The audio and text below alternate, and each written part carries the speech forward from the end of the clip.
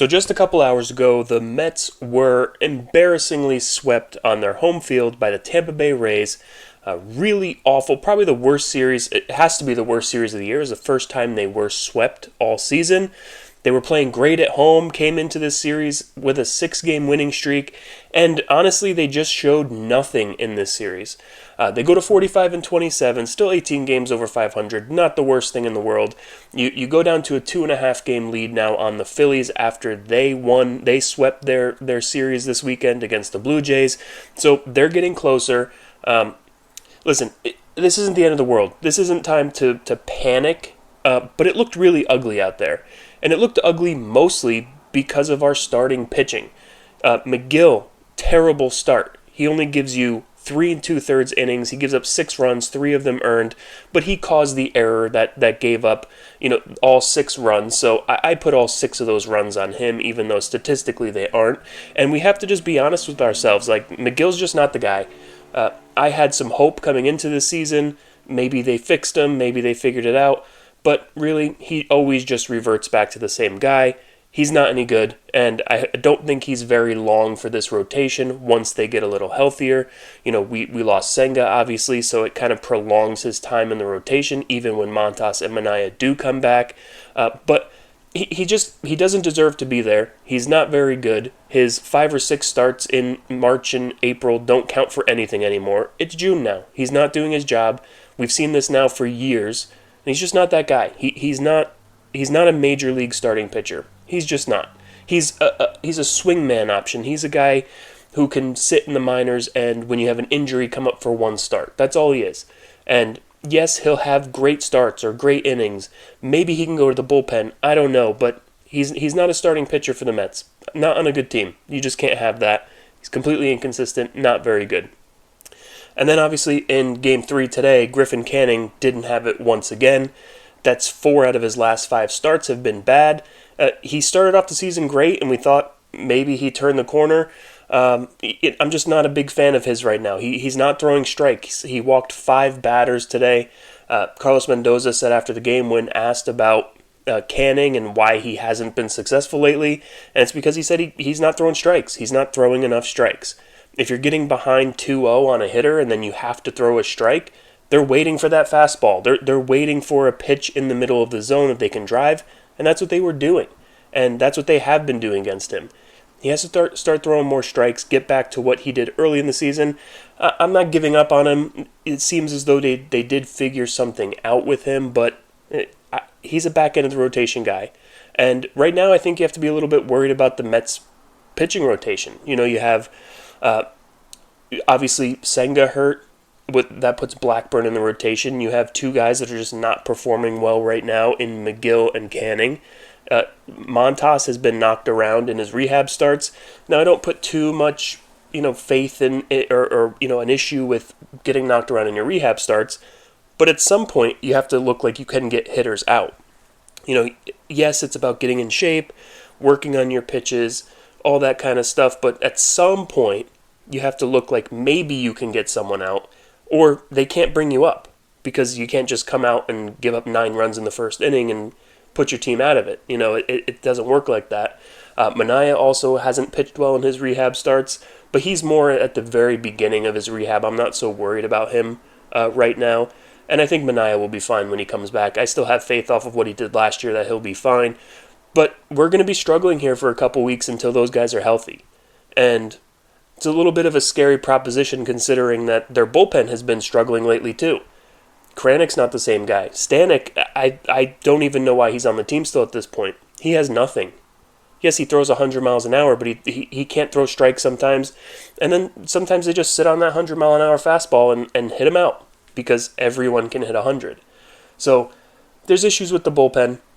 Buto has not been good. Yes, he's gotten some outs in this series and whatever, but Buto is not a very good pitcher. Stanek has struggled. Kranick has struggled. The only steady guys in there are Garrett and Diaz, and you're not even using them because in this series you just never had a lead. Why would you go to your top relievers? So not very much faith in this pitching staff at the moment. Yes, they're still the best pitching staff in baseball statistically, but you're starting to see the cracks. You're starting to see the what you thought might be an issue to start the season. They lost some guys in their rotation, and they're having to fill in with these backup guys. And they pitched well for the first part of the season, and now they're kind of showing why they're not your regular everyday starter. So don't love our pitching rotation right now, or pitching in general, but I think there is some hope on the horizon. You can see it. You're just waiting for a couple guys to get healthy. The news on Senga was good. It was only a grade 1 strain, the lowest grade you can have, so not worried about him being out a long time, but he's going to be out a few weeks at least. So 2-3 weeks at the very minimum, more likely probably 4 to 6. So it's coming, but we're going to have to hold the line a little bit here until it does, because we do have some tough games coming up. You have Atlanta, Philadelphia, then you have another series with Atlanta, so you're going to be playing some in-division games coming up here with kind of your lower-end starting pitching.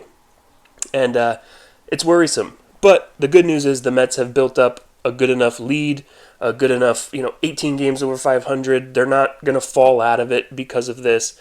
But it is concerning, and it's something that they're going to have to deal with for the next couple weeks. Talking about this series, listen, the Rays are a much better team than I thought they were coming into this. They remind me kind of the 2015 Royals. They give off those kind of vibes. They don't have a ton of power, but they just string together hits, and they put the ball in play, and they take the extra base, and they just do a lot of the little things that help a winning ball club.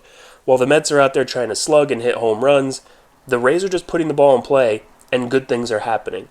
Now, could a couple things have bounced differently and gone the Mets' way? Sure. Could the umpiring been a little bit better? Sure.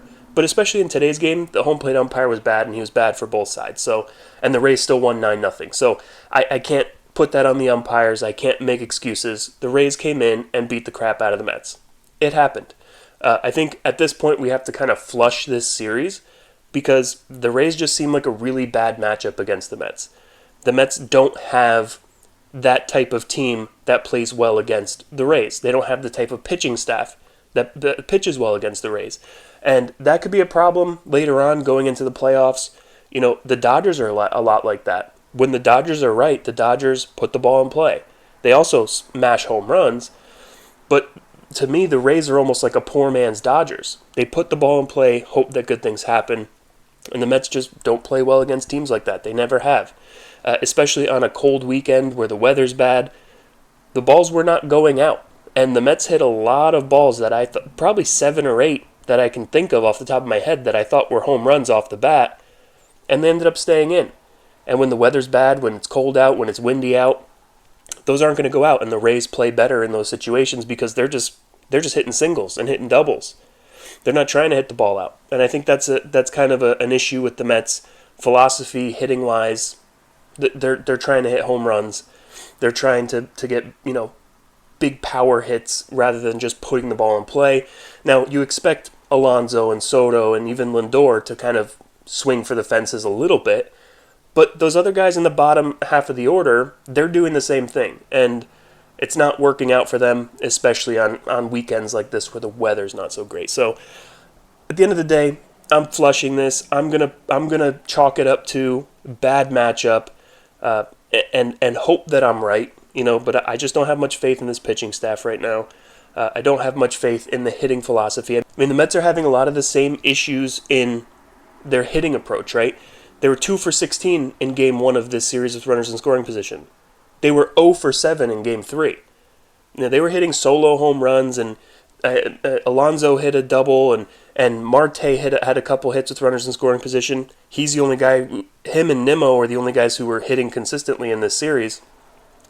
This was not good on anyone. There was no player of the series. There was no, this guy did well, that guy did well. No, it was a bad team performance, which is why at this point it's just one you flush, move on to Atlanta, and hopefully they can kind of slow down the Braves. The Braves are, I think, 6 or 7 games under 500, but they're playing really well lately. They've won their last 2 series after being swept by San Francisco.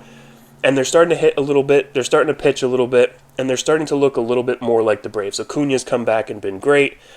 They're just looking like they're on the way up right now, and it's going to be a tough series like it always is in Atlanta. And then you have Philly, who's obviously surging at the moment. So it's a tough week coming up for the Mets right now, and hopefully they get their act together here a little bit. Um, you know, I've learned by now not to kind of count this team out. They lost 3 games in a row. It's not a big deal. It just hurts that it happened. Getting swept at home by the Rays. It's not ideal, but it's going to happen. It's a long season. These kind of things are going to happen, and you hope that they just don't last very long. You hope that they just get back on it on Tuesday night and really start a new streak. Not going to go too long here. Obviously, terrible, terrible series. If you like this kind of content and you're new here, please subscribe, give me a like, comment whatever you want. And if you're returning, thanks for coming back. Give me a like, comment whatever you want. And until next time, let's go Mets.